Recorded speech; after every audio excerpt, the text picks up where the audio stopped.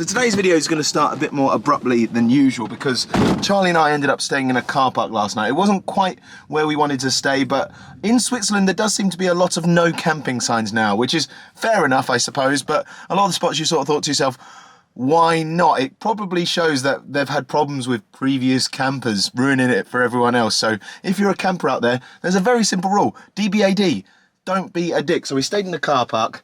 So we have to move quite quickly this morning because we want to move before the chargers come in. So that's what's happening.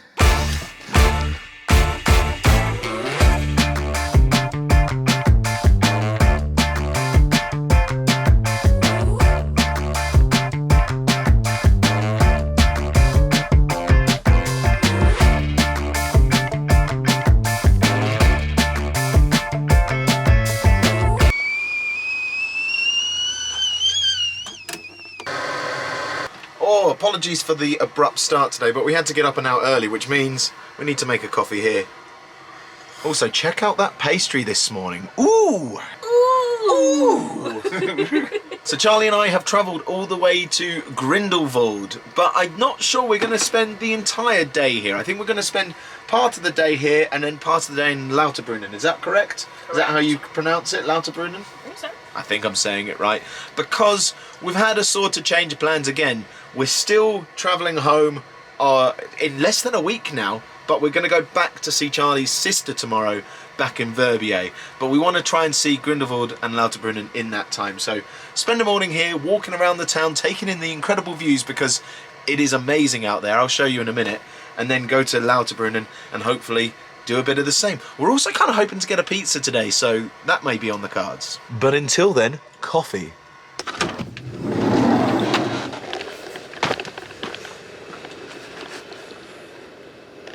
Well, I think this will be all right. It's quite loud here. Tour group going past. Tour group here.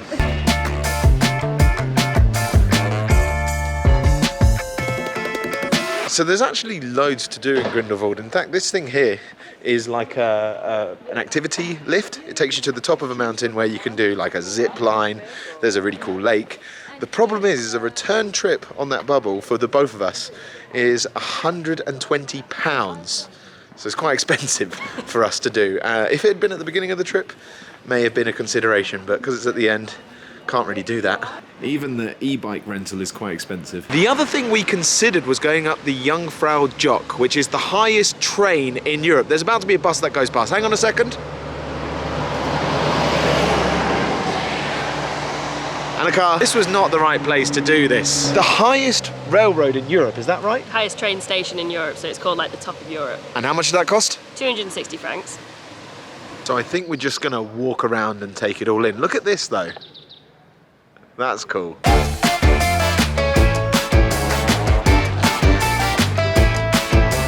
There's the Jungfrau Joch train station. It does look really cool. I'd like to do it one day. Okay, it's actually 390 francs. I think it's in a James Bond film.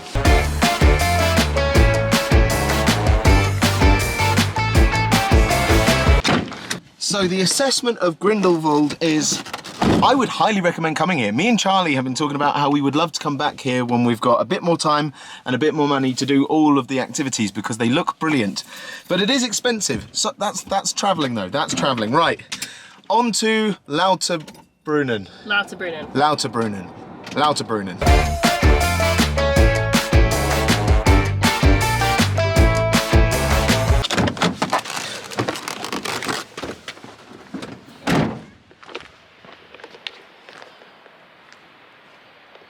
So we are now in Lauterbrunnen, and apparently there are 62 waterfalls here, including this massive one right here, which is right at the edge of the town. How cool is that, Charlie? I am loving that. That is so cool.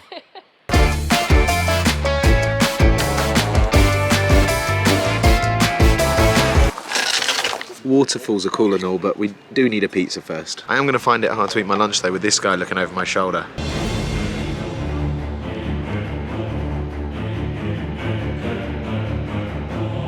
What are you looking at? I think that's meant for kids, Charlie.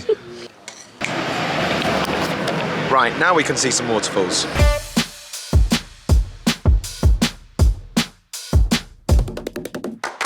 So they're using a helicopter here to help build a house. Let me show you. There's the helicopter. It's just sort of lowering materials onto the roof of this house here. The things you see in Switzerland, why am I always recording on busy streets? Come on, John.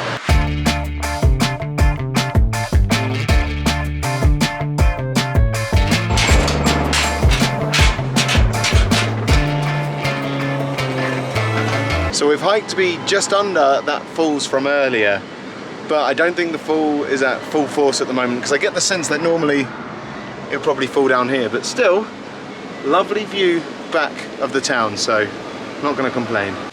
Look at this little boy. He's not little either. Yep, you're right, not little. So Charlie and I are just walking down the middle of the Lauterbrunnen Valley, and it is absolutely gorgeous, and you can see on either side of the valley where waterfalls might be coming down, and there are a couple of small ones. Unfortunately, they're not coming out that well on camera. You gasped and ruined my shot. What was that for? Goats.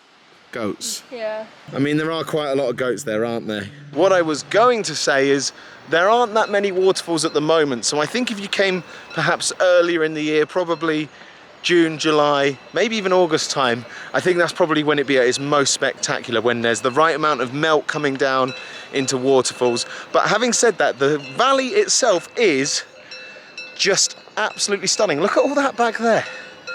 I can't get enough of it. Right, are you ready to see the most Swiss thing you can possibly imagine? Because it's right in front of me here. That there is a fondue vending machine. If you've come over from the John Rochford channel and seen some of my old ski vlogs, you may have seen this before, but for those of you who haven't, let me explain. The machine sells cheese, it sells wine, it usually sells potatoes and cured meats. Basically, everything you could possibly need for a fondue, short of the fondue kit itself. How Swiss is that?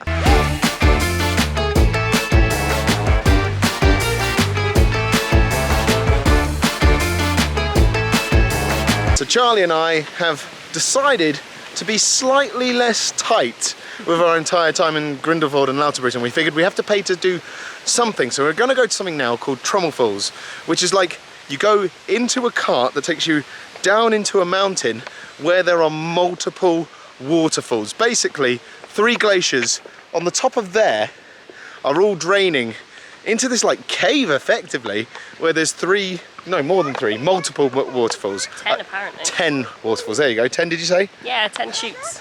So hopefully that'll be quite cool to show you. Sorry, it's called the Trümmelbach Falls, not the Trümmel Falls. I'm an idiot. I found the thing that was in a James Bond film, it's this. The Piz Gloria. We're not going to see it, we're going into a cave, but I mean, that's cool.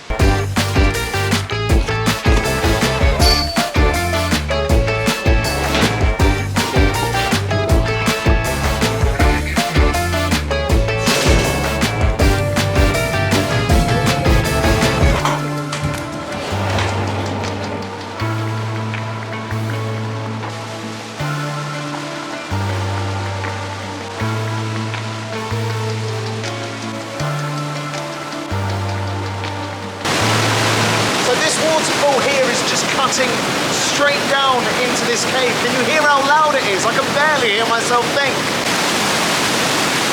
You can sort of like feel vibrations in the rock.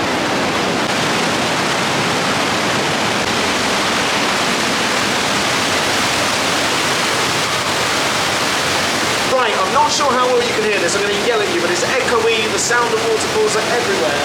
But if you get the chance to come to Trümmelbach Falls, absolutely do. Waterfalls everywhere, corks in the rock. It's insane.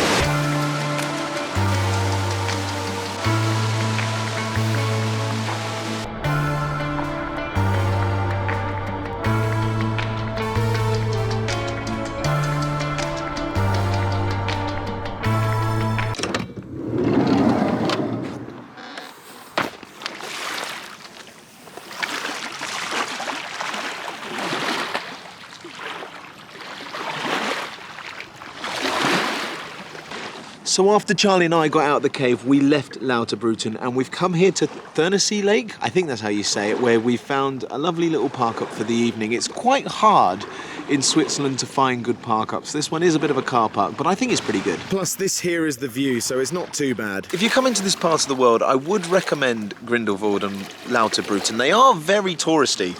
We heard far more English voices and American voices today than we did anywhere else, but they're touristy for a reason. They're genuinely beautiful, but what I would say is if you come here, prepare to spend some dollar, or francs I should say, because it is pricey.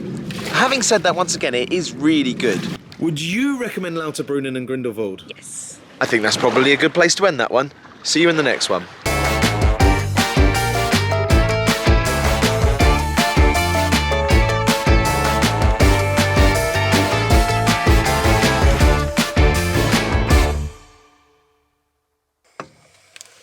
Yeah, so we're having waffles heated up in the Ridge Monkey for dinner this evening. Because, you know, we're adults.